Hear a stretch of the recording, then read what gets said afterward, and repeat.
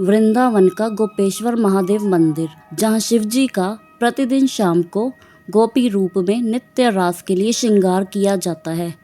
ऐसा क्यों होता है, आइए जानते हैं इसके पीछे की कहानी। मान्यता है कि द्वापर युग में एक बार श्री कृष्ण ने महारास का ऐलान किया था, तो इस मनमोहक दृश्य को देखने के लिए ब्रह्मांड के 33 कोटि देवता पृथ्वी लोक पर आए थे, लेकिन उन्हें महारास में शामिल होने नहीं दिया गया।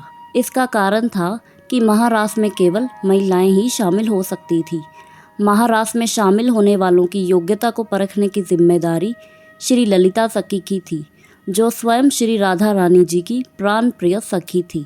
एकांत में रहकर तपस्या करने वाले हमारे भोलेनाथ को जब पता चला कि श्री कृष्ण महारास कर रहे हैं, तो वह भी आतुर होकर पहुँचे श्री कृष्ण की नगरी वृंदावन धाम। वहां आकर उन्होंने देखा कि दूर दूर से गोपियां, जो कि पूर्व जन्म में एक से बढ़कर एक ऋषि मुनि तपस्वी योगी भक्त थे, महारास में शामिल होने के लिए आए थे।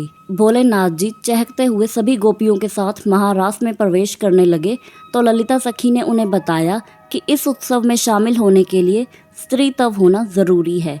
तब भोलेनाथ ने तुरंत कहा कि ठीक है, तो हमें स्त्री बना दो।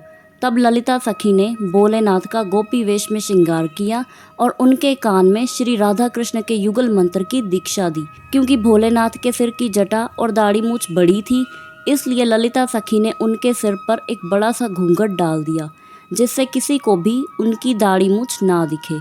महादेव भोलेनाथ के अति बलवान होने के कारण वो सब गोपियों में से एकदम अलग दिख रहे थे, जिस कारण सभी गोपियां उन्हें आश्चर्य से देख रही थी।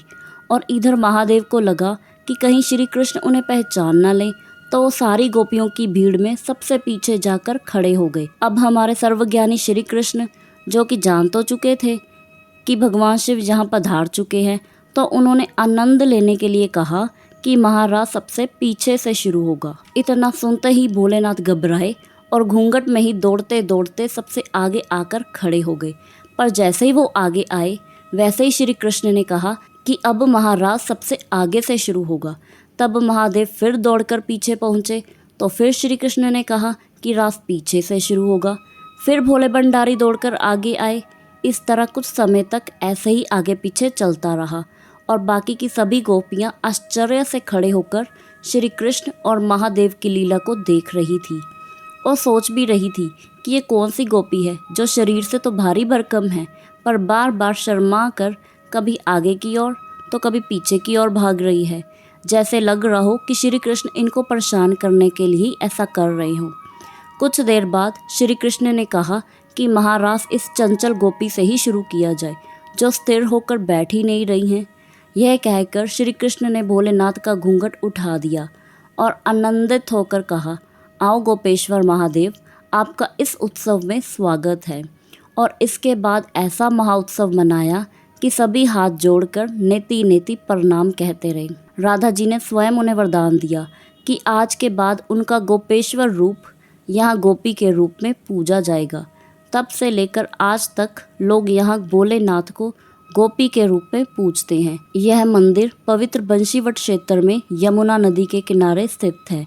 यह विश्व का पहला और इकलौता मंदिर है जहाँ पर महादेव का श्रृंगार महिला रूप में होता है।